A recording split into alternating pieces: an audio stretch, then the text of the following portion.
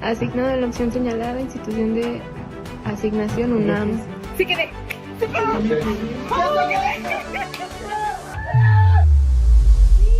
El sueño se cumplió. Ahora formas parte de la comunidad universitaria y puedes acceder a las becas que Fundación UNAM tiene para ti.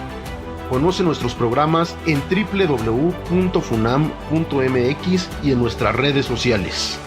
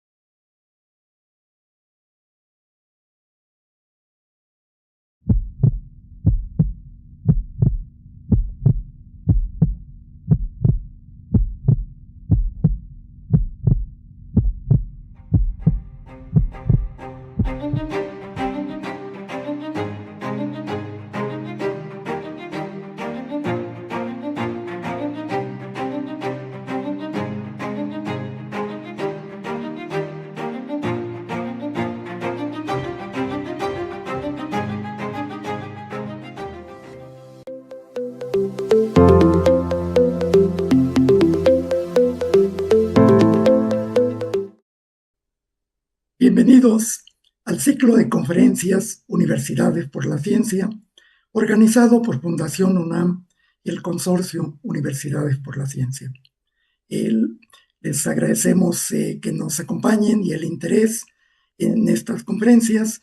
Y el día de hoy tenemos la inauguración de un ciclo sobre la parte de los estudios de radioastronomía, de ciencias espaciales y planetarias, a cargo del doctor Laurent Loinard, quien es investigador titular en el Instituto de Radioastronomía y Astrofísica en la Universidad Nacional Autónoma de México. Muy bienvenido, doctor Loinard, y muchas gracias por aceptar la invitación. Y nos da muchísimo gusto y es en realidad un honor el que tengamos el día de hoy a Laurent Loinard, porque pues además de los estudios, las investigaciones que realiza, recientemente ha sido nombrado director de la colaboración del Event Horizon Telescope. Es realmente uno de estos consorcios pues que ha tenido un muy rápido desarrollo y que ha sido distinguido con numerosos premios, y es una de estas colaboraciones pues centradas en uno de las preguntas todavía abiertas de el estudio de los agujeros negros. Y entre ello vamos a ver la presentación, pues estas imágenes del agujero negro en la galaxia, estos agujeros supermasivos. Nos acompañan en el panel el presidente de Fundación UNAM, licenciado Dionisio Meade, la directora ejecutiva de Fundación, Araceli Rodríguez, la presidenta del consorcio Universidades por la Ciencia, Araxi Urrutia, y nuestro conferencista invitado, el doctor Loinard. Él realizó sus estudios de física y el doctorado en la Universidad de Fourier, en Grenoble, en Francia, y tiene pues una carrera muy distinguida. Tiene investigaciones sobre la parte de interferometría, que es uno de estos métodos que nos permite tener una alta resolución en determinar las distancias en el universo. Hace estudios sobre evolución estelar, nacimiento de nuevas estrellas, y recientemente pues estos estudios sobre la caracterización, un detalle difícil de alcanzar hace poco tiempo, de los agujeros negros. El doctor Loinard ha recibido numerosas distinciones, como comentaba, incluyen la distinción de jóvenes investigadores en la universidad, y también pues una serie de distinciones internacionales, lo cual pues nos da mucho gusto. Y la detección y las imágenes del agujero negro en la galaxia pues recibieron uno de los premios pues más prestigiosos, que es este de los Breakthrough Prizes, que reciben un apoyo económico pues bastante fuerte, pues es una de estas distinciones que reflejan el interés y el impacto que tiene este estudio. El doctor Loinard también está en el centro Rockefeller para estudios latinoamericanos, la iniciativa de agujeros negros, de Black Hole, y en la Universidad de Harvard. Welcome to the seminar series of the Universities for Science Consortium. Thanks for the interest and for joining us. And today we have a very special conference by Dr. Laurent Loinard, quien es, who is, sorry, I lost the connection, who is a professor in the Instituto for Radioastronomy and Astrophysics in the National University of Mexico. And he is also the director of the event Horizon Telescope. Dr. Loinard has a very interesting research field in using the interferometry to estimate the distances to young stars in the universe, and also the studies on the stellar evolution and the birth of the new stars. Dr. Loinard has received numerous distinctions, including in Mexico the Young Research Award by the National University, and the studies with the images, the high resolution images of the black hole in the galaxy, received the Breakthrough Prize. It's a pleasure and an honor to have Dr. Loinard today with us. Thanks very much. And please, questions, comments, the platforms are already open, and we will be happy to get your comments and questions. Pues nuevamente bienvenidos. Gracias, Laurent. y preguntas, comentarios, por favor, a través de todas las redes. Adelante. Muchas gracias, Jaime. Muchísimas gracias por la invitación. Me da muchísimo gusto estar aquí con ustedes. I'm going to give the talk in English, but I'm happy to answer questions in English or Spanish or French or any language that is not too remote from these three. All right, so I'm going to tell you about black holes, and I'm going to focus particularly on the question of what black holes are and what they look like, and that will, of course, connect directly with the result that Jaime was telling us about of the recent images that were obtained of the black holes in the center of our own Milky Way, but I will actually more focus on the black hole at the center of another galaxy, M87, and I'm going to tell you why in a minute. All right, so this talk is really about this, mostly about this discovery or these first images of black holes that were published in 2019, but based on data taken in 2017, the first image of supermassive black holes. So this image specifically was taken of this M87 galaxy, and when it came out in April of 2019, there was press conferences everywhere in the world, in Asia, in Europe, in America, here in Mexico, in what was then the CONACYT Center, which has become the Secretary of Science and Humanities and Technology, and it really had a big impact. It was published in the front pages of many newspapers. I have a few here. Somebody within the collaboration actually tried to keep track of how many newspapers mentioned this result, and he stopped after 500 because he got bored and it was just too many. As you can see, the doodle that Google has every day on their website, on that day actually had a nice little animation that you can see here at the bottom.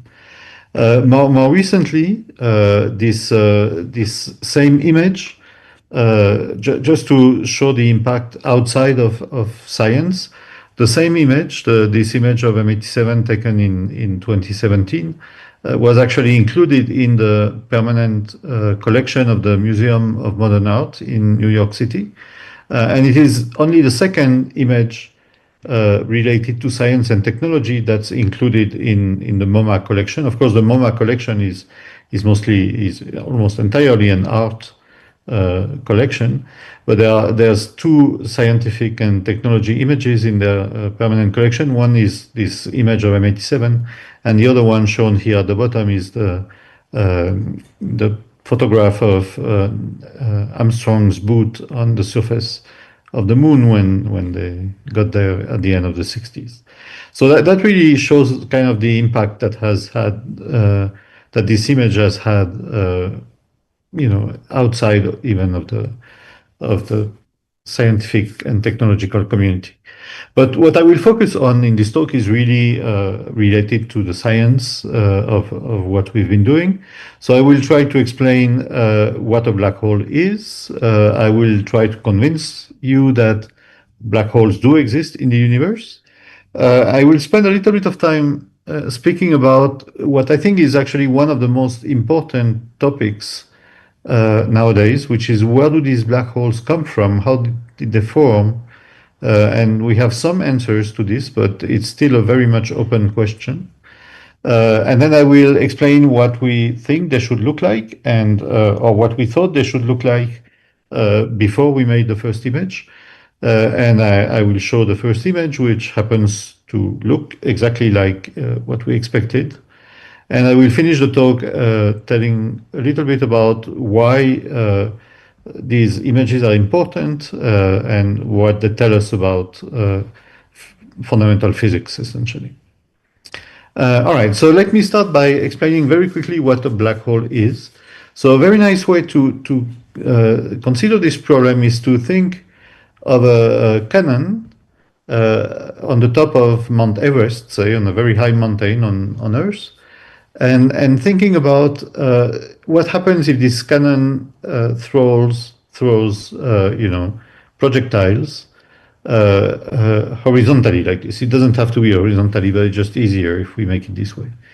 Well, of course, if the cannon throws a bullet or a projectile, the projectile will typically fly for a little bit and then eventually it will fall back on Earth, right? Because the projectile, of course, has a certain initial energy that comes from the cannon itself, but it also feels gravity, which is pulling it towards the center of the Earth.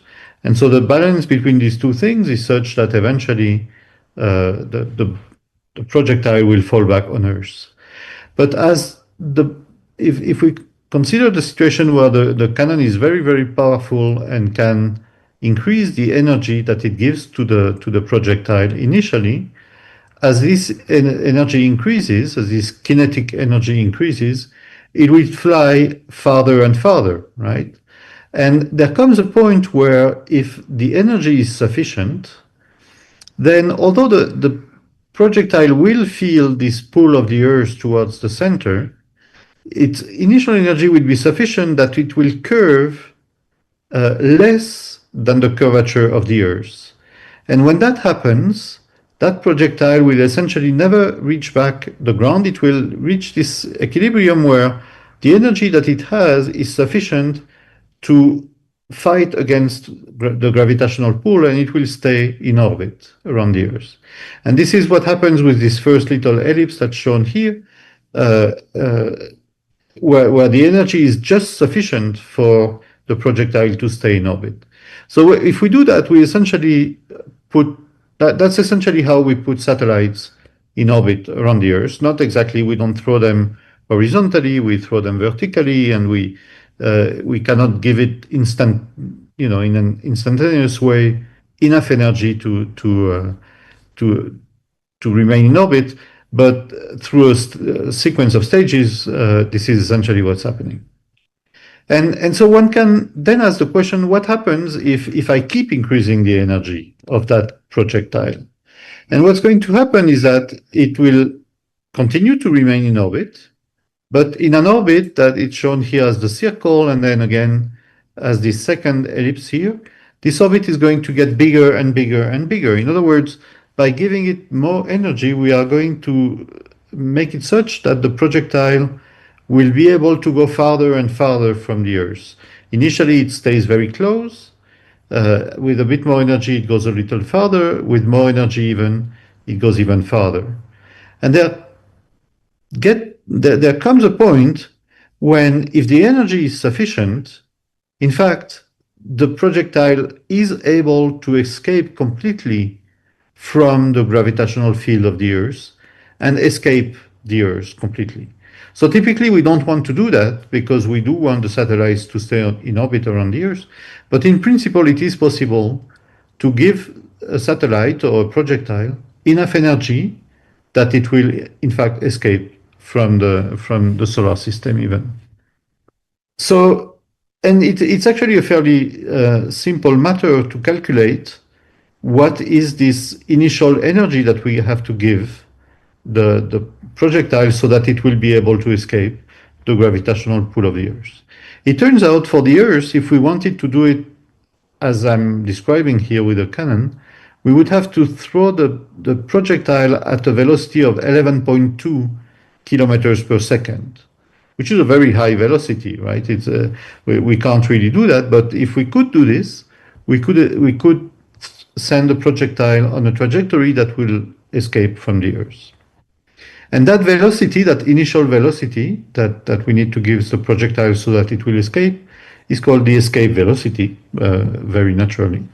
And it's a parameter that depends on the mass and the radius of the Earth. And it depends on these two quantities such that if the mass of the Earth were larger, then of course the gravitational pull would be larger and it would become harder to escape from the gravitational field. So if the mass increases, the escape velocity becomes larger. It becomes harder to escape. And at the same time, if the mass stays the same, but we would make the Earth more compact, so the same mass but a smaller radius, the escape velocity would also increase because the gravitational field on the surface, as we make the Earth more and more compact, the gravitational field on the surface would become higher and higher, and so it would become harder and harder to escape from that object.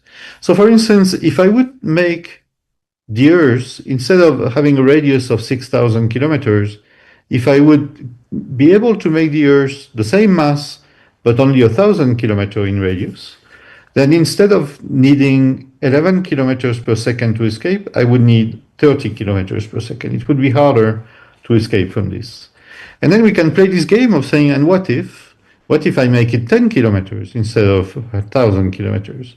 Then it would become even harder. I would need an escape velocity of 300 kilometers per second. And what if I made it 1 meter? Then I would need an escape velocity of 30,000 kilometers. There's an extra zero here. And what if I made it 1 centimeter, 10 millimeters? Then the escape velocity would become 300,000 kilometers a second. So that sounds like a boring exercise, and why would we bother doing this? But it turns out it's interesting because 300,000 kilometers is the speed of light. And Einstein told us a century ago, more or less, that nothing can go faster than the speed of light. And so this becomes a problem, right? Because what have I done? What would I have done if I had made the Earth the same mass, but the size of a marble, a 1 centimeter sphere? Well, I would have created an object from which it is impossible to escape, right? Because in order to escape from that object, I would need to move to 300,000 kilometers per second, and I can't do that because Einstein forbids it. So this leads us to a sort of an intuitive definition of what a black hole is. It's an object which has a certain mass m and a certain radius r, such that the escape velocity on its surface would be equal to the speed of light. So it's important here to realize that I can make a black hole of any mass. In fact, I will come back to that later. Black holes don't have to be very massive, although usually they are, but they don't have to. But they have to be sufficiently compact for their mass that the escape velocity on their surface would be equal to the speed of light. So this is, again, an intuitive definition of a black hole. Now, this definition is based on the work of Newton, right? I mean, I'm considering, when I described my canon earlier, I was describing the gravitational pull of the Earth as a force that's acting on the projectile. But we know, and this is all very nice, this is Newton's theory of gravity. But we know that, in fact, Newton's theory of gravity is not completely correct. There's a more modern version of gravitation, which was developed by Einstein himself, and which is called general relativity. General relativity is the modern theory that describes gravitation, and it works in a completely different way from Newton, although it produces the same results in many cases, like in the case of, for instance, the moon orbiting around the Earth orbiting around the sun. Everything that's happening on the Earth can be adequately described with Newton's theory. But Newton's theory is only one approximation of this, more general theory of gravity, which we call general relativity. And the way that general relativity describes gravity is not using forces, like in the case of Newton. It's saying that when you put a body here, for instance, imagine here this is the Earth, in a certain place in space, the presence of that body will generate a perturbation in its surrounding, and that perturbation is a perturbation of space and time themselves that can be calculated from the equations that Newton wrote, and which is such that if I then bring a second body, like for instance the moon, imagine this is the moon, that second body is going to feel that perturbation of space and time and move in certain ways as a response to the perturbation generated by the first body. So in the case of Newton, gravitation is described with forces. In the case of Einstein, gravitation is described with this perturbation of space-time. We call that curvature of space-time. That is occurring whenever we put some body or in fact some energy somewhere in the universe. So it's a completely different description of gravitation, but it's actually the correct description. And it turns out that this description is what leads to the idea of a black hole. So imagine that you put a small body like the moon, then it produces a small perturbation, a small curvature in its surrounding. If you put a bigger body like the Earth, it produces a bigger perturbation, a stronger perturbation. If you put an even bigger body like the Sun, it's going to produce an even bigger, deeper perturbation. And as you increase the mass, the perturbation is bigger and bigger. And the black hole is what happens when the perturbation is so strong that it produces an infinite perturbation at some point that we call the singularity.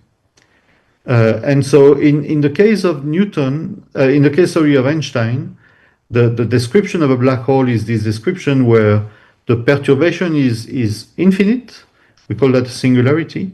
And therefore the effect of gravity is the strongest that you can produce in any kind of object. Now, this is all theoretical, right? I'm just giving you some argument to say that we can produce perturbation of space and time that would produce a black hole, that would result in a black hole. But the question then is, do these black holes actually exist in space? And there are several very strong arguments to say that yes, that these black holes actually do exist in space. The first evidence came in the 1970s from X-ray observations of certain systems, which, like the one that's depicted here, where initially there were two very massive stars. One of the two stars remain as a star. This is the one that's here on the right. And the other star somehow has exploded in what we call a supernova. I will come back to that in a little bit, and left a remnant, a very dense remnant at the center. And this remnant turns out to be a black hole. So in the 70s, the first of these objects were detected. And in the case of this one, specifically called Cygnus X1, this turns out to be an object that has a mass of about 15 times the mass of the Sun, but a radius, so it's a huge mass, it's an enormous amount of mass, but in a radius that's about the size of Mexico City, right, about 26 kilometers. So you could concentrate, in this case, a mass corresponding to 15 times the mass of the Sun has been concentrated in this very compact radius of 26 kilometers. And the only way to have that really is to have a black hole. So that was the first very strong argument in favor of the existence of black holes. More recently, these three gentlemen here who obtained the Nobel Prize recently for this discovery, for the first time discovered these ripples of space and time that were predicted by Einstein in his theory of general relativity, and that we call gravitational waves. And one way to produce these gravitational waves is by merging two very massive bodies. So if you have for instance, two suns would merge together, then this would produce gravitational waves. Not a lot, not very strong ones, but it would produce gravitational waves. It turns out the strongest way that you can produce gravitational waves is by merging two black holes. And this is the signal that they detected with these gravitational waves now about 10 years ago that match exactly. So here there are two curves in this figure. You can, maybe you're not quite able to see both of them, but there's one more in orange, which is the measurements that they made. and one in yellow, which is the best theoretical fit that they obtained. And you can see there's an almost perfect match. And that really indicates that these gravitational waves were produced through black hole mergers. And in this case, the black holes that are merging here have masses about 10 to about 100 times the mass of the Sun, compared to about 15 for the previous case. And then on the other extreme, there are what we call supermassive black holes. So those are black holes that are much, much more massive, that have millions up to billions of times the mass of the Sun. And those are not associated with specific stars or star remnants. They are actually typically located at the centers of large galaxies. So this is one example here where we are seeing is a galaxy, an external galaxy that has maybe about 100 million suns in it. And at the center of this galaxy, there are these jets coming out that you can see here in these bluish and orange colors. If you study these jets in a lot of detail, you will see that they are coming out at speeds that are almost equal to the speed of light, so very relativistic velocities. And that requires a very, very powerful engine at the center of these galaxies. And these engines, the only thing that we know that has sufficient energy to produce this kind of phenomena are black holes, and they have to be very massive, 1,000, 1,000,000 to several billion solar masses. And this is the kind of object that we have been studying with the Event Horizon Telescope. I will come back to that in a minute. And then there's these other objects that are not found at the center of galaxies, but at the center of little star clusters that orbit around galaxies called globular clusters, and that have a mass kind of intermediate between the ones that we've seen before, with masses of maybe 1,000 to 10,000 solar masses. I don't want to spend too much time on this, but this is basically based on looking at how the stars in these systems are moving. Near the center, it turns out they are moving fast enough that the only way you can explain how fast they are moving is by having a very massive object at the center. And so globally, we have three types of non-black holes. There are black holes that have masses of, say, about 1 to 100 solar masses, and they are called stellar mass black holes because they have masses similar to stars.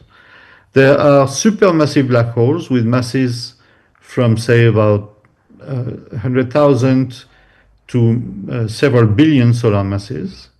And then there's these intermediate mass black holes with masses of 100,000 to 10,000, which we call intermediate mass black holes. So those are all the types of black holes that we know. We've seen them in the universe. There's some ideas that there could also be something in between here, the stellar mass and the intermediate mass black holes, called, which would be formed just after the Big Bang. So we call that primordial black holes, although those are kind of hypothetical at the moment. We haven't really seen them. All right. Now, so we have a theory, Einstein's theory of gravitation, which tells us that we can form black holes. And then in the universe, through a number of observations, we have found black holes with all kinds of masses that have been observed. So the next question is, how do they form, these black holes? Where do they come from?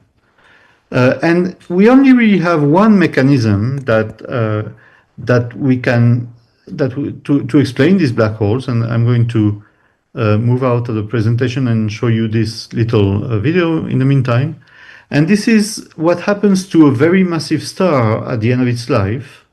It turns out when a very massive star has burnt out all its gasoline, right, all its fuel at the center, there is nothing that can support it any longer against gravitation, and the central part collapses, The external parts get expelled in a beautiful explosion that we call a supernova.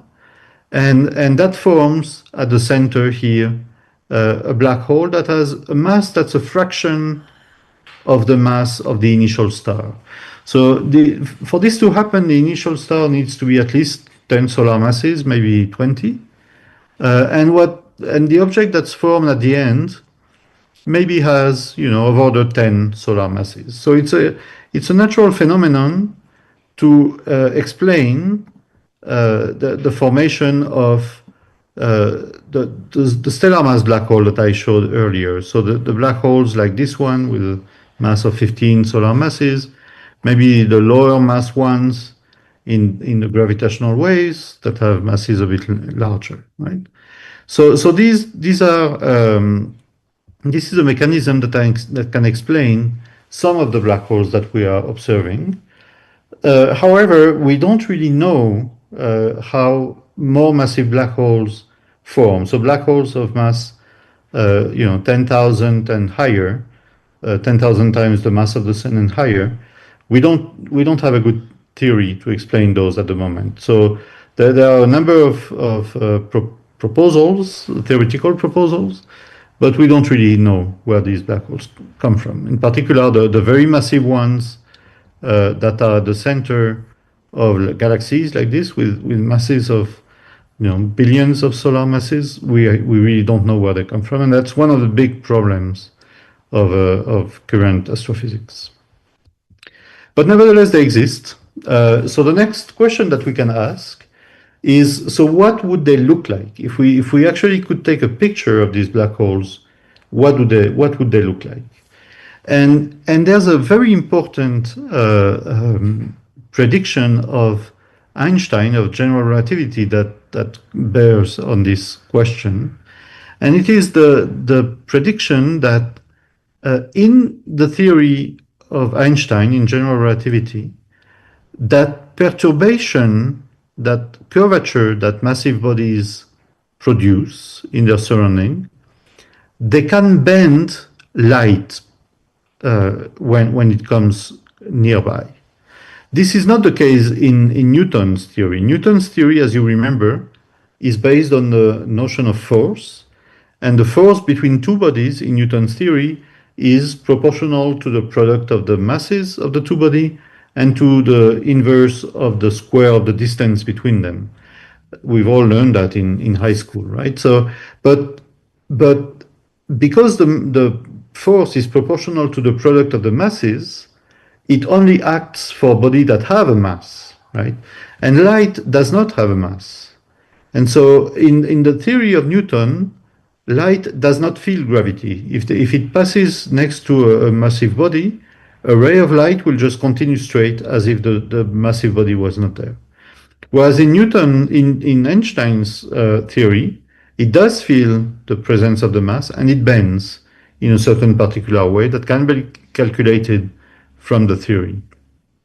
So in fact, the first one who made this calculation was Einstein himself, and who predicted, for instance, that if there was a star on the sky that just happened to be next to the sun, the light rays that come from that star would be bent slightly by the presence of the sun, and so the star would appear in a slightly different position from where it actually is due to this bending of light. And of course, it's not an easy experiment to do, because if the sun is in the sky, it's daytime and we can't see the stars, right? Except in this very strange or very unusual situation where there is a full solar eclipse when the moon is right in front of the sun. In this case, for a few minutes, it is nighttime at the middle of the day, right? I mean, the sun is completely blocked, and so you can see the stars for a few minutes during the eclipse.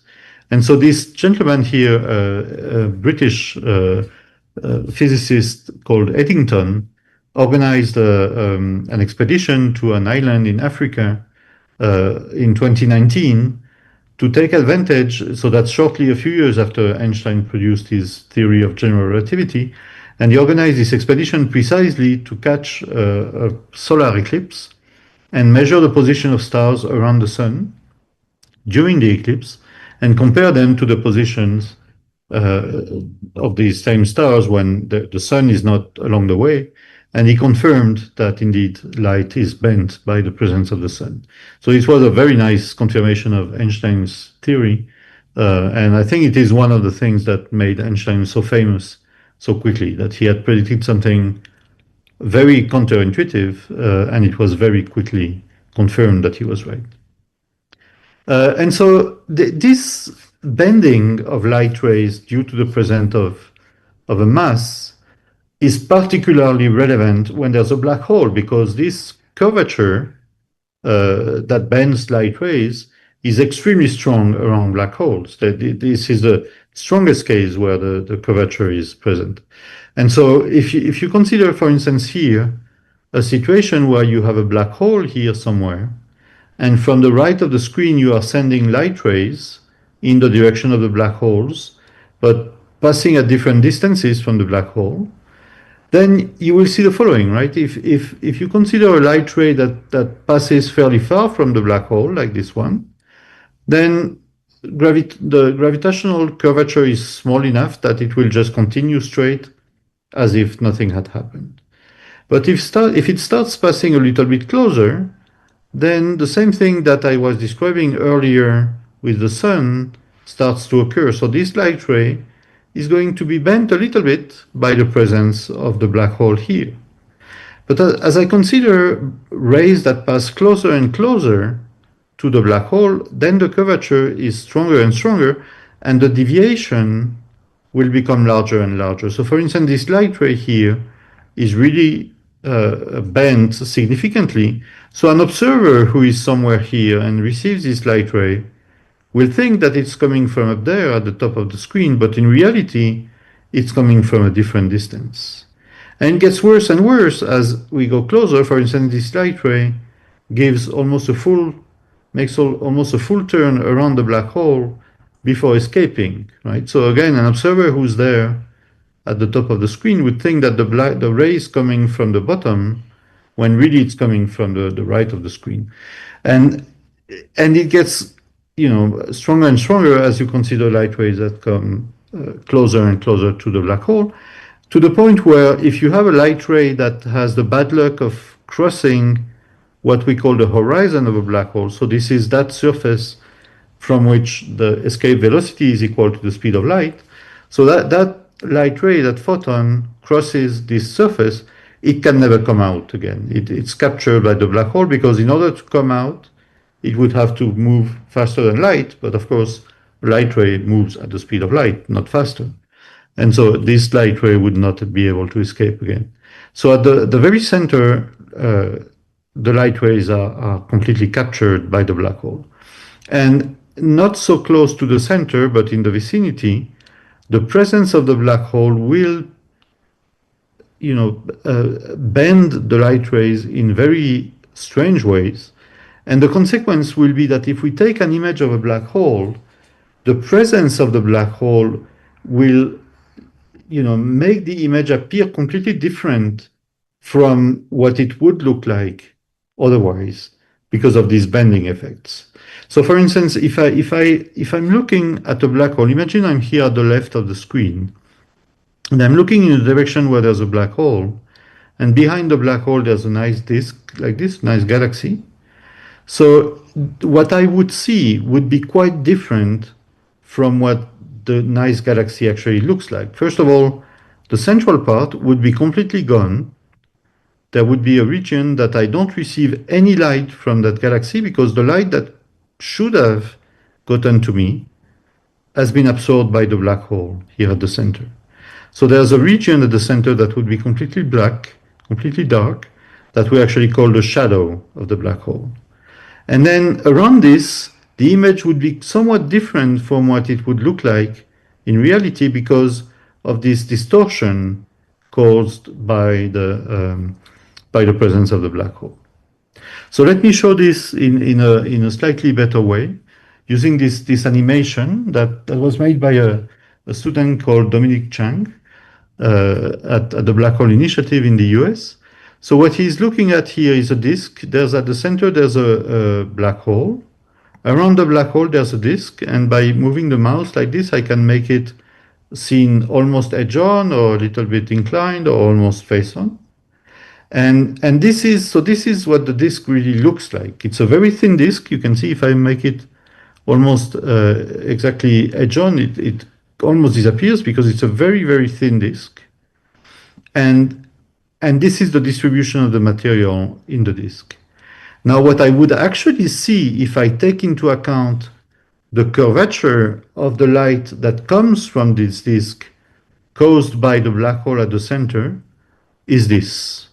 So it would look completely different, as you can see, from what it actually is, right? So this difference is caused by the fact that the black hole is making it such that the light rays coming from the disk, instead of moving on straight line, is moving in these bent trajectories due to the gravitation of the black hole. And so we see all kinds of perturbation on the image of the black hole. So for instance, the part that we see here at the top is actually light that comes from the back of the disk and that is curved towards us by the presence of the black hole. So this area here that where it looks like there is emission coming, in fact, there is no disk in that direction. The disk is very thin. In that region, the disk is not present, but I see light coming from this disk because of this bending effect that brings the light towards me. And the same is true here at the bottom. This kind of circular feature is light rays that are coming from the back of the black hole, from the back of the disk behind the black hole that is bent in my direction by the black hole itself. Okay, so this effect is entirely caused by the effect of gravitation on the trajectory of light rays.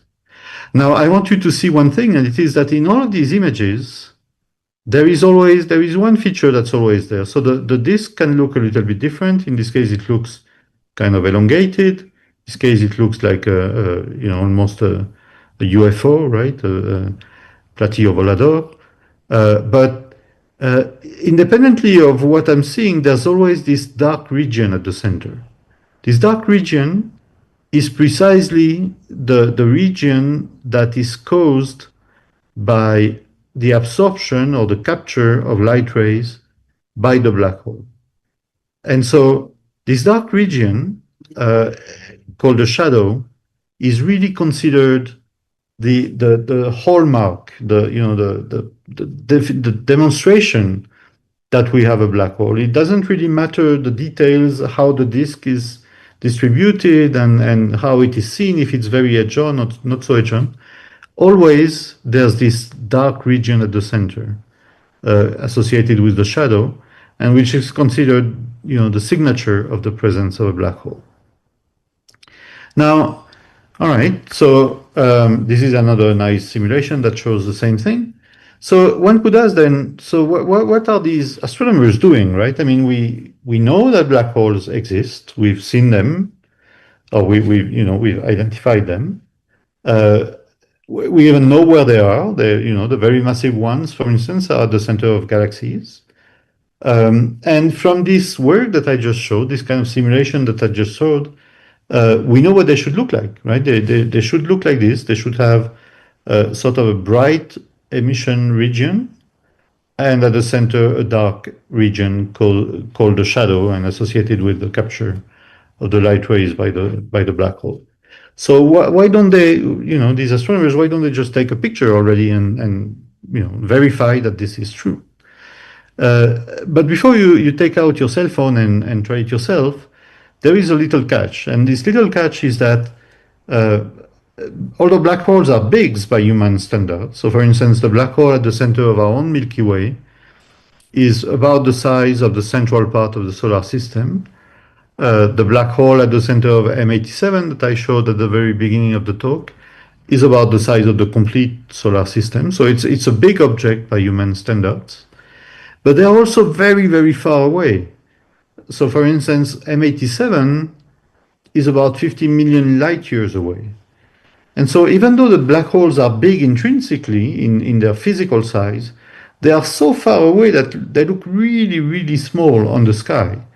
And so to give you a comparison, the biggest black holes that we have, they're about the size of an orange or an apple on the surface of the moon.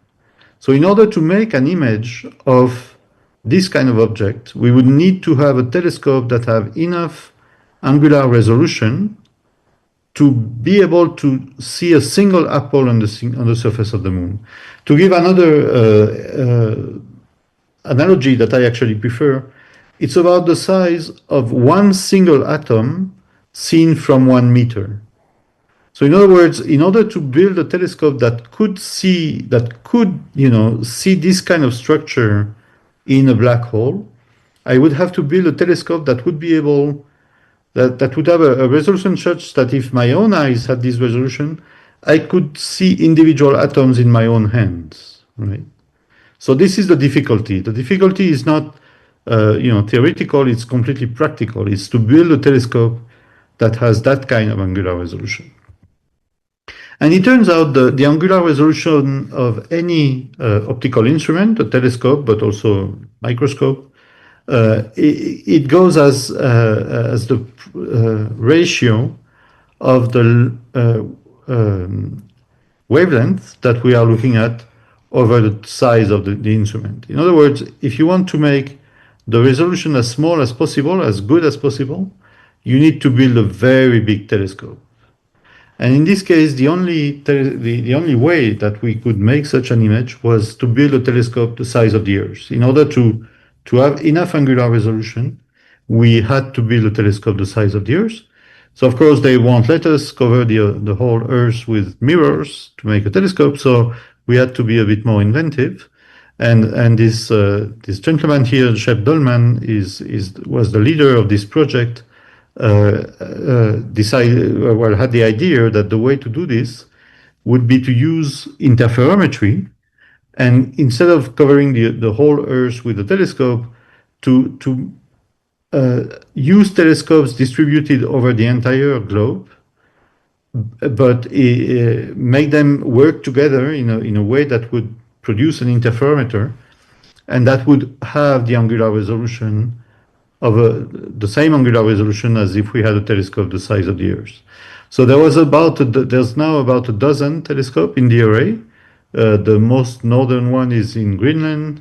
There's one at the South Pole. There are several in Hawaii, several in Europe, several in the US, in Chile, and one here in Mexico at the top of the Sierra Negra in the state of Puebla, close to the Pico de Orizaba. And so this telescope, this instrument that operates simultaneously about a dozen telescopes and combines the signals in such a way that it reproduces the telescope the size of the Earth, is the only one that can make this kind of image. It's a completely computational issue.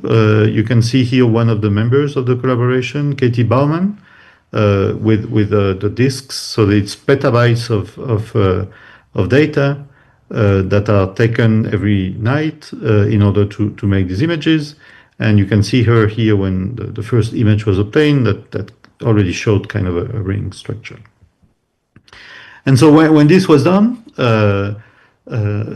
this is the images that we obtained. So again, I have to insist that the size here of the image is about the same size as an apple on the surface of the moon.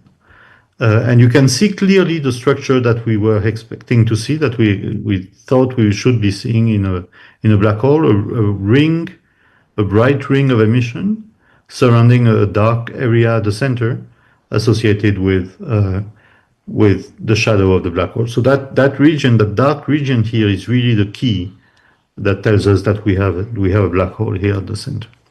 And the Einstein theory allows us to predict the size of this ring, and the size that was measured was exactly the size that we expected to see. So this was a beautiful confirmation of theory of relativity. which is the main reason why these results are really important, that they confirm the validity of Einstein's theory. You may be thinking that, Einstein theory is this weird thing, very remote from us, that says weird things about how time behaves around a black hole and things like this. But in reality, we all use general relativity every day of our lives these days, because the GPS that we use on our cell phones or in our cars, the way that they work is they triangulate the position of our cell phone, which acts as a receiver of GPS, and the signals originate from satellites orbiting around the Earth. And so the GPS systems has several dozen satellites orbiting the Earth. It turns out if you would not take into account the general relativistic effect that time on the satellites ticks at a different rate from the time on the Earth. So if you would not take this effect that comes directly from general relativity into account, the GPS would not work. They would, even if you manage to synchronize them at a certain point, 20 minutes later they would be completely out of synchronization and giving you the wrong position. So we use general relativity every day in our life. More on the theory side, we know that black holes are the kind of objects where we have to consider the two most important theories of modern physics, which are general relativity and quantum mechanics. And so there's a hope eventually that by studying black holes at the scale of their horizons, we would be able to test the kind of theory that could be successfully merging general relativity and quantum mechanics. But I think the main reason why this is really cool is because it's really a feat of science and technology. I personally feel very privileged to have been part of this collaboration that managed to build these very, it's a big instrument. It combines 12 telescopes. There's a lot of engineering behind this, a lot of electronics, a lot of optics, a lot of mechanics, and combining all this with very advanced computational methods to reconstruct this image. I think that's really a testimony to what we can do as a team of scientists and engineers and technicians. So I think this is, to me at least, this is really a very amazing achievement. If you're still curious about this, if you have more questions, there is a very nice documentary that was made about the making of the black hole images by Peter Gallison, and you can find it on Netflix. It's called The Edge of All We Know. So if you have more interest in this, I would highly recommend this documentary. And to finish, I just want to say that these first images that we obtained of black holes, they are not an end in themselves. They're actually the beginning of a new area, of a new era of astrophysics and physics, where we can study black holes at the scales of their event horizons. And we know that these objects are highly dynamic. They change with time. And this we have been able to see already. This is the first image that I showed earlier of M87. This is an image of the same object taken a year later. So you can see that the same structure is still visible, a ring with a dark area at the center. But the details of the image are different. For instance, the part that is the brightest, which is here was mostly to the south, is now kind of to the side. And this is another image taken in 2021, published just a few months ago. And again, there's been changes between the first, the second, and the third. In other words, we know that these objects are highly dynamic. They change in time. So if we take repeated images, we will see changes. And these changes are telling us a lot about the way that the material is behaving around black holes. And so the next frontier for us is to not just be able to take these kind of still shots of black holes, but to take movies of black holes, to continuously take images of the same black hole over the relevant timescales, in order to reconstruct a complete movie of what's going on around this black hole. So this is the next frontier for us, and this is what we are actively working on. And with this, I will stop. Thank you very much. Well, thanks very much, Laurent. It's a really interesting research and a very interesting presentation. Thanks. Thank you. Well, we have messages from different parts. Congratulations and a very interesting presentation. And it's a fascinating study. We have questions. Let me see how to organize it. Well, some are about the image of the black hole. They are asking what the shadow marks, or what is the shadow, the black zone marking. Is the black hole or the event horizon? It's a bit of both. So yeah, it's the black hole, but specifically, yes, it is the event horizon. So let me go back to this image here. So yes, exactly. So if here the dotted curve here marks the not the event horizon, but what's called a photon sphere. So essentially, what's happening is, if a light ray or a photon passes sufficiently far from the black hole, it will be, the trajectory will be curved, but that photon will still escape to infinity. It will still continue its path and arrive somewhere else in the universe. Even this one, it will make a full turn around the black hole. I lost it, sorry. This one, it will take the full turn around the black hole, but it will still escape to infinity. But if the impact parameter, the trajectory crosses a certain curve, which we call the photon sphere, then it will fall into the black hole and never get out. So there are essentially two kind of categories of light rays around a black hole. The first categories are the ones that are either not affected at all or affected in a way that allows them to still continue their way. And there are the ones that fall inside of the black hole. It turns out that the transition from these two families does not occur exactly at the event horizon, but at a radius that's about 1.5 times bigger. It depends on if the black hole is rotating or not, but for a non-rotating black hole, it's exactly 1.5 times bigger, which we call the photon sphere. And if you were lucky enough to send a photon exactly at that photon sphere, so that it would arrive exactly tangent to the photon sphere, that photon will orbit the black hole forever. It will just be like orbiting around the black hole. It turns out it's an unstable thing, so it would probably fall inside of the black hole anyway. But so this area this radius, the photon sphere radius, is what marks the difference between the photons that escape from the photons that don't. And since what creates the shadow is the fact that in that region we are not receiving photons, then the radius of that region would correspond to the radius of the photon sphere, which is bigger than the radius of the horizon. And it's actually even bigger than it looks, because you can see that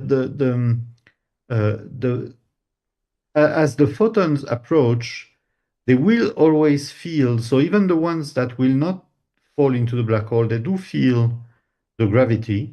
And so in fact, the photon sphere has a certain size, but when you look at the image of the photon sphere on your screen, it's going to be a little bit bigger. The photon sphere itself is lensed due to the presence of the black hole. So on the black hole, the photon sphere is 1.5 times the radius of the horizon, but on your image it's even bigger. It's about 5 times actually bigger than the horizon itself. So yes, it traces the horizon, but not directly. Yes. Okay. Mhm. Okay, it sounds really interesting. Well, there are also questions and comments about the size distribution. Okay. They comment that they found very interesting that there are these big differences in the dimensions, in the sizes, and they ask if the size affects the behavior of the black hole. What are the differences with sizes, or is just that they are bigger? So it turns out, yeah, exactly. It turns out that one of the biggest prediction of general relativity is that there's a saying about this. We say that black holes have no hair. What this means is that a black hole can really be characterized by only just a few parameters. The most important one is the mass. The black hole is really almost entirely defined by its mass.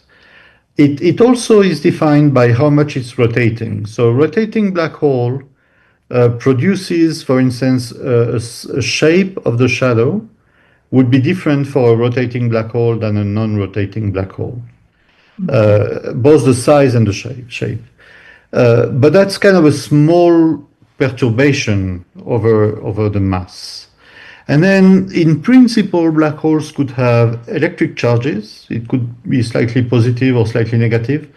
But this is kind of more theoretical, of more theoretical interest, because in practice, in the universe, there are so many charges around that if a black hole all of a sudden would become, significantly positively charged, it would attract a lot of electrons and it would neutralize very quickly. So in principle, charge is also one parameter for a black hole, but in practice, it doesn't really matter. And so really for astrophysical black holes, the two parameters that matter are the mass and the rotation, the spin. And two black holes with the same spin, but completely different mass, would look exactly the same. The theory is completely scale-free. So if you look at and in fact we have been able to see this because the black hole at the center of our own Milky Way, which we have also made an image of, although I didn't show it, is about 2,000 times less massive than M87. So there's a factor of 2,000 in the mass difference between the two black holes, and they look exactly the same. One is 2,000 times bigger than the other, but if you didn't know that, they would look exactly, you wouldn't be able to tell. And if you had a black hole that was, 10 solar masses, it would look exactly the same again. It's just a completely scale-free process. So yeah, they all look the same. They don't form in the same way. That's the big issue. So we know how these guys form. The low mass black holes, they probably form from supernova explosion at the end of the life of a star. But these guys, we don't know really. So there are several theories trying to explain this. But again, this is one of the most important problems in modern astrophysics. How do you, just let me say one more thing about this. So a black hole attracts the material that's around it. So if you have gas and stars and stuff around the black hole, the gravitational pull is such that maybe, or at least a fraction of this gas and stars would fall into the black hole. So then after this, the black hole would be bigger, right? It would have absorbed some mass, so it would be more massive. So you could say, okay, maybe these very massive ones, they were formed very early in the age of the universe by this process, by a supernova explosion. that would have created, say, a 10 solar mass black hole. And then over the billions of years since then, it would have slowly accreted more and more mass and become a very massive black hole. But that doesn't work because all the black holes that we are seeing, many of them do accrete mass, but not fast enough. You cannot accrete a billion solar mass in the age of the universe. It just doesn't happen. They just don't accrete quickly enough. So in order to explain the supermassive black holes, at the very least, you would need to start more from like one of these guys, something that would be maybe 10,000 solar masses initially, and then accreting slowly over the age of the universe. Maybe you could get a 10 to the 9 solar mass black hole, but not starting from these guys. So we have a problem. We don't really know how this forms. And this is really one of the major topics these days. The James Webb Space Telescope that was just launched a few years ago is making major contribution to this by identifying very early in the age of the universe black holes that are already very massive. So this kind of narrows down the possibilities for this story. But we don't really have an explanation yet. Very interesting.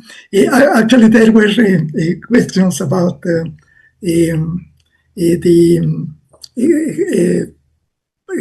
size and the differences between the stellar mass black holes and the supermassive ones. So we cover several of the questions. Mm-hmm.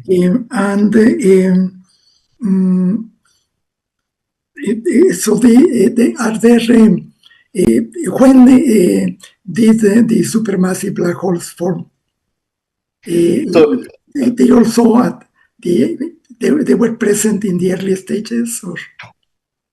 So that's a very good question. Where again we don't really know how it happened. There are, so for instance, a few ideas is that there could have been very early on, many very massive stars, a cluster of very massive stars, each of which would have exploded very quickly as supernovae, each leaving one black hole of say 10 solar masses.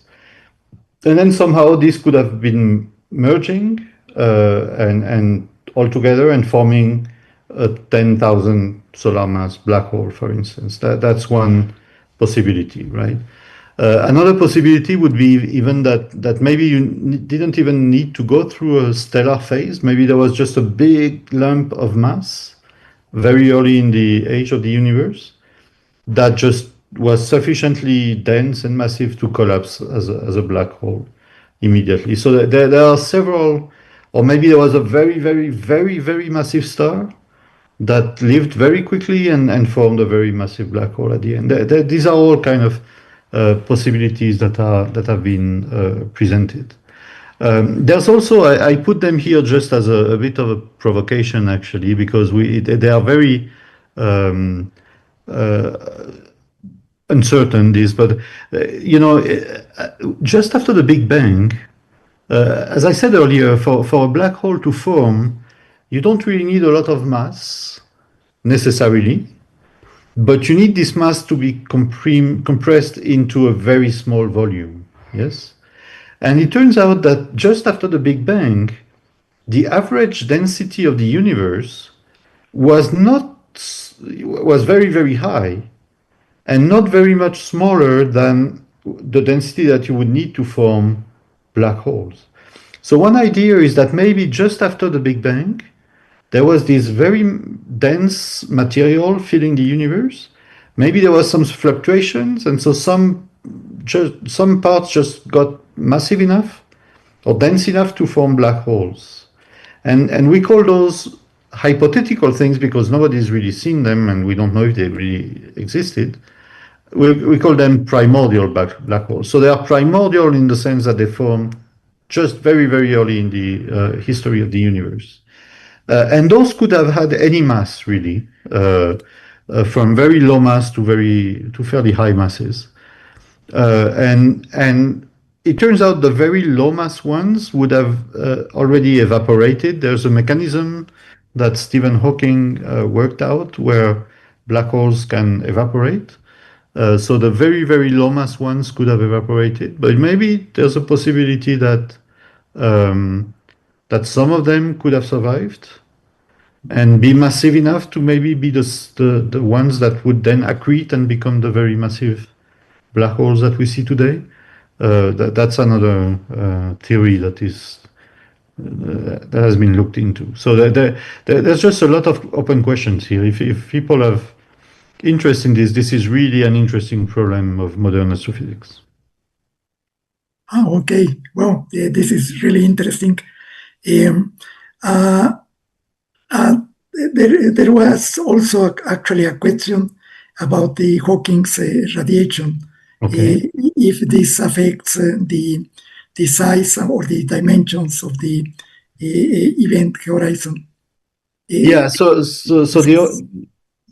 The Hawking radiation is this mechanism that was proposed by Stephen Hawking, which is a weird thing, right? And so because in principle you could say, okay, a black hole, and in fact in classic theory, in general relativity, a black hole is something that can only grow, right? Because you cannot escape from it. And so since you cannot escape from it, there's no way that stuff can come out of it. It can only fall into it, right? So in the classical sense, black holes can only become more and more massive. They cannot lose mass. However, there is this weird mechanism, or this interesting mechanism, which is based on quantum mechanics. So in quantum mechanics, the vacuum, the vacuum is not really empty. It's full of what we call fields, quantum fields. And those quantum fields are everywhere around us. And they are also dynamic. So they are dynamic in the sense that out of nothing, you can actually create particles like electrons, but these particles live very, very little, and then they disappear again. So typically the way that this happens is you would create at the same time a particle and its anti-particle. So for instance, an electron and a positron. They would come out of nowhere. They would come out of the vacuum, really. But the catch is they can only live for a very, very short time, because there is an uncertainty principle that exists between time and energy. So you can create a little bit of energy out of nowhere, but only if you make it live a time sufficiently short, no? So that delta E, the amount of energy that you have created, multiplied by delta T, the time that it lives, is smaller than the Planck constant. But you can create these guys, right? And they're created everywhere. And in fact, there are actual experiments that have been done in the laboratory that demonstrate that this is actually happening. Like something called a Lamb shift is really a direct demonstration of this texture of the vacuum in quantum field theory. So these can happen.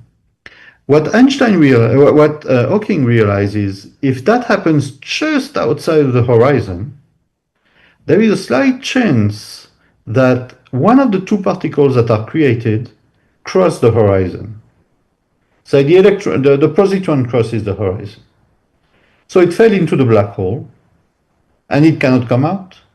So the poor electron that was created together with the positron is just by itself outside of the horizon, and it doesn't have its antiparticle to recombine with and disappear. And so this particle all of a sudden becomes real. It's been created out of nothing, and it can escape from the surface of the black hole because it's outside of the horizon. So now you have an electron with a certain mass that is a certain energy that has been created out of nothing, and that's outside of the black hole. And and so the question is, where does that energy come from? Well, the energy came from the vacuum, but the reason it stayed there is because of the black hole. It's because of the horizon that was there. And so you can actually see this as the black holes having lost a little bit of energy through this to this particle that could escape. And that means since the black hole has lost a bit of energy, it has also lost a little bit of mass. And so this radiation that comes out is taking away mass and energy from the black hole, and little by little the black hole can actually evaporate. We say that it evaporates. And that's a mechanism that's irrelevant for these very massive ones, because these very massive ones, they lose a very, very small fraction of their mass in this process. But for very small ones, less than the mass of the sun, this could be a fairly quick process, in such a way, in fact, that if these primordial black holes do exist, the least massive ones would already have evaporated through this mechanism, right? So that's all of this is highly theoretical. We've never really seen Hawking radiation, but it's a very sound theoretical basis for this. Oh, okay. Well, that's really interesting. We have questions about the interferometric technique for determining distances. If the black holes affect the precision of the bending and capture of light, affect the interferometric calculations. Yeah, so we've never actually applied this. Well, is it true?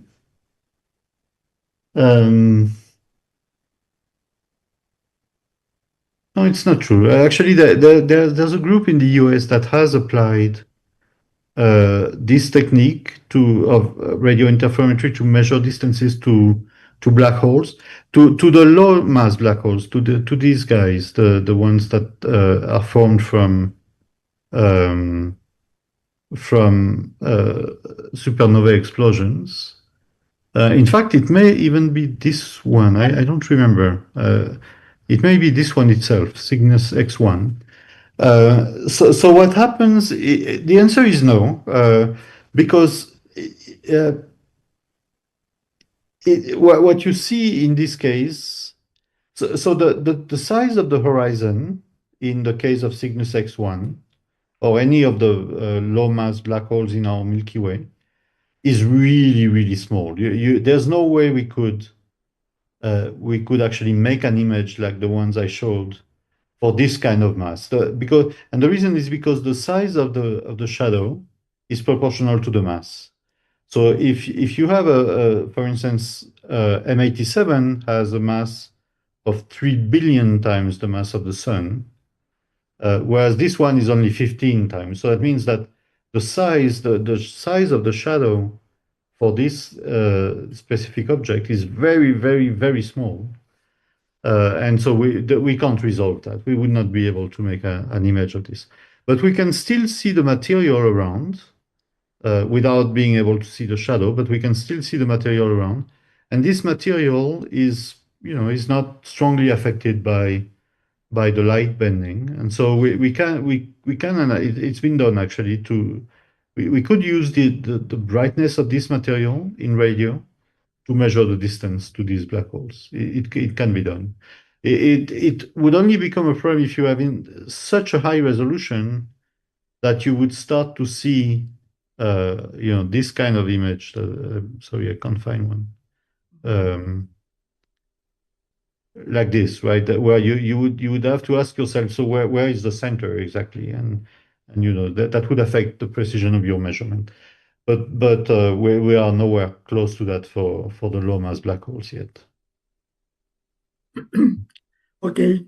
Well, thanks very much for the comments and the questions. We really appreciate having them. and well, we are close to the end of the conference, so I will just take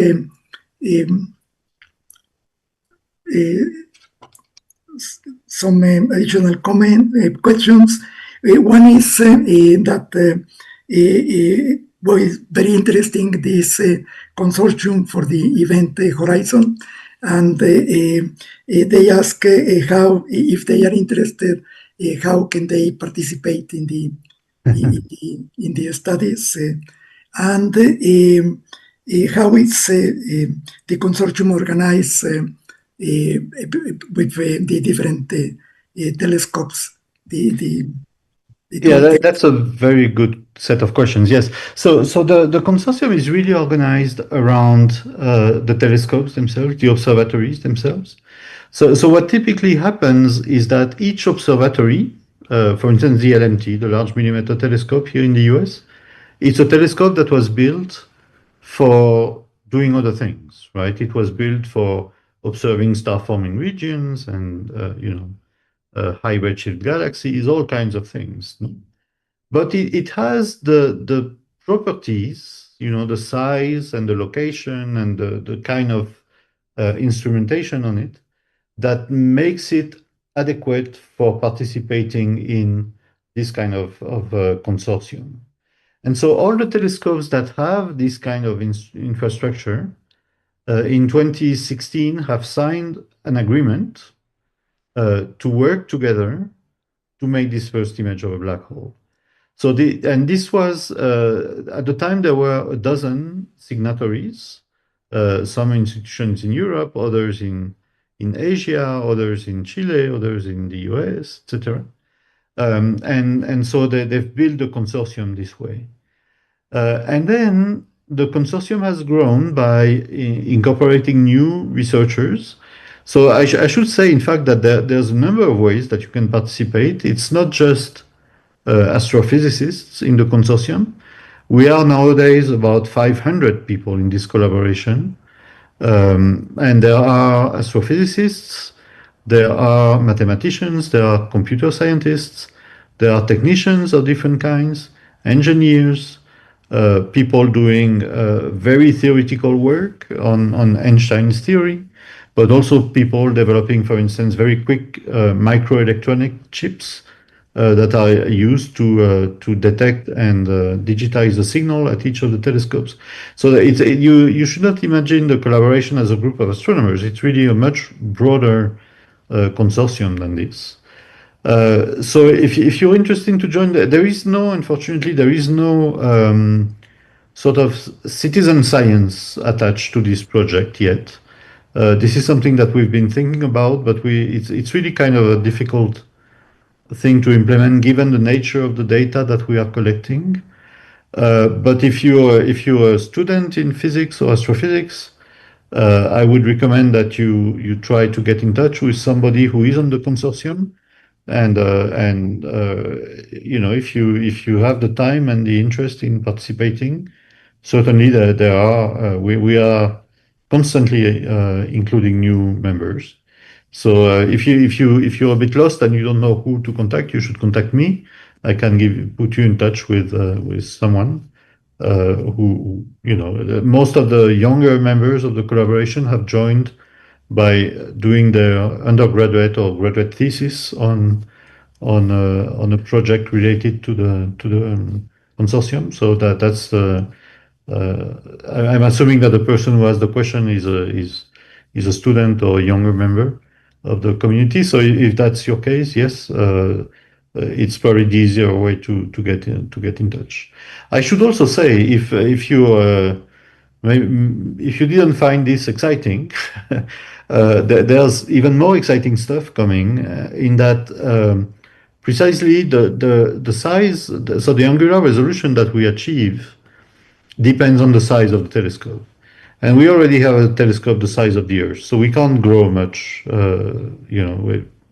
We could put a telescope in Australia, or maybe a telescope in the Himalayas or something. In fact, we have now a couple of telescopes on the Korean Peninsula that have joined the array. And it helps, but it's not, we can't grow much further, except if we put telescopes on satellites.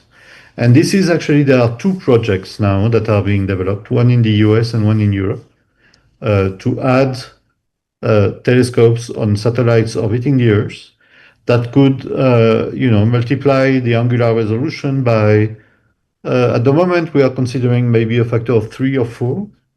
And so that would make these images that we have obtained 3 or 4 times better in terms of angular resolution. And that's really interesting because that ring, I haven't spent too much time talking about the ring. I've spent more time talking about the shadow, but the ring itself has some structure to it. And it's actually a sum of an infinite number of rings of photons that just went once around the black hole, photon that went twice, 3 times, 4 times, 5 times, etc. And there's an infinite sum of these different rings that contribute to the structure of this ring. And if we could really resolve this, we could, put general relativity to a much more stringent test. And so this is something that one of these missions called BEX, the Black Hole Explorer, has been kind of pre-approved by NASA. And if everything goes well, it could be flying in the early 2030s, maybe 2032 or something like this. So it's not very distant in the future, really. So there's a lot of ongoing activities to make movies, as I said earlier, but also to obtain even higher angular resolution images that would really be very, very interesting for doing exciting science. So if you have an interest, please reach out to me, and I'll be happy to put you in contact with the relevant people. Okay, thanks, Laurent. I think they are students or postdocs because they are asking about how to participate in the projects or in the data analysis, the processing. Excellent. Please reach out. Okay, yeah, and we are, I think, in a very good position because Laurent is at the moment the director of the consortium, so he's the person to contact. That will be very, very good. Definitely. And well, thanks again, and we really appreciate the interest, and because of the time constraints, we are finishing. Thanks, Laurent, and we will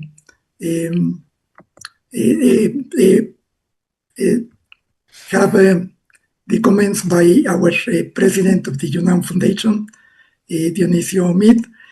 Muchas gracias nuevamente a todos. Muchas gracias también a los estudiantes de bachillerato y de las ENES.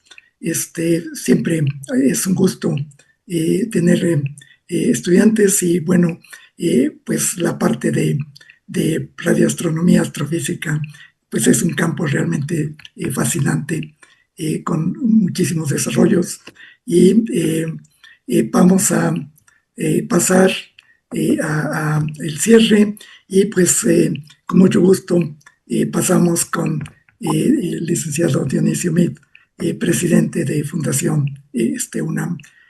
Pues nuevamente, gracias. Muchas gracias, Jaime. Thank you very much. Thank you very much, Laurent. It's been a wonderful presentation. We are discovering the infinite space, and that means with the black holes, one approach closer to that momentum. So I want to thank you very much. I think the audience is going to be very interested in studying these kind of things. And I thank you very much again for the presentation, a very good presentation and a very motivated presentation. So thank you very much. Thank you very much, Jaime. And we hope that all the audience could be more interested in these items and that all of a sudden we have many of these pupils giving together a conference like the one we have here today. Thank you very much again, and we hope to see you next week in the next Tuesday in another presentations about these items. Thank you very much again, Jaime, and thank you very much, Laurent. Thank you much, very much, Araceli. Y encantados de tenerte en esta presentación. Gracias de nuevo, una gran presentación y esperamos seguir contando contigo la próxima semana. Muchas gracias a todos.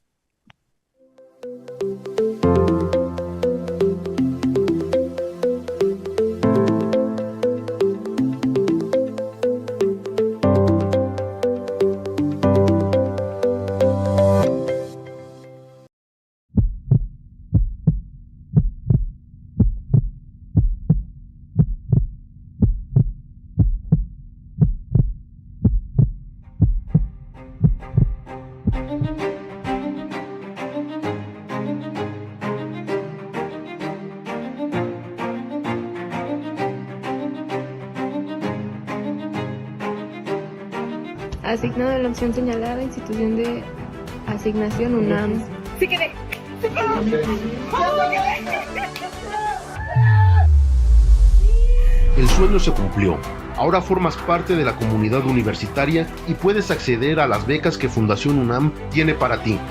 Conoce nuestros programas en www.funam.mx y en nuestras redes sociales.